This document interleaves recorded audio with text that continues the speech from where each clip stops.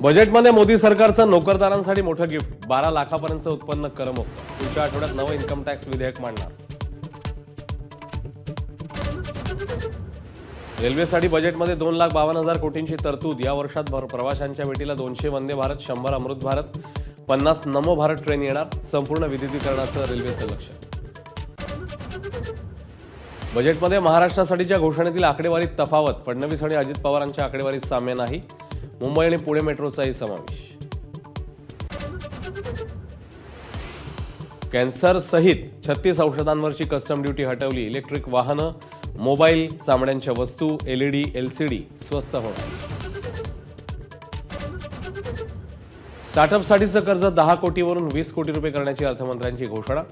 तर SC ST महिलांना स्टार्टअपसाठी 2 कोटींची मदत देणार.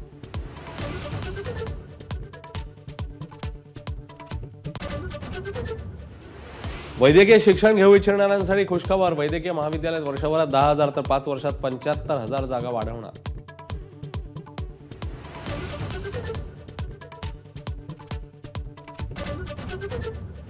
शिक्षण क्षेत्रात आर्टिफिशियल इंटेलिजन्स केंद्र स्थापन करणार. AI साठी अर्थसंकल्पात 500 कोटींची तरतूद.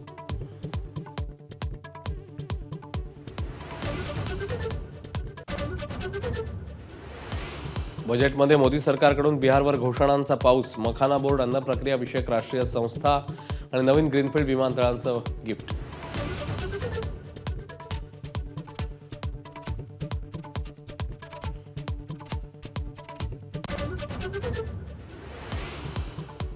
मध्यम वर्गासाठी ड्रीम बजेट. मुख्यमंत्री फडणवीसांची प्रतिक्रिया. तर आर्थिक महासत्तेच्या वाटेवर नेणारा अर्थसंकल्प. अजित पवारांकडनं कौतुक.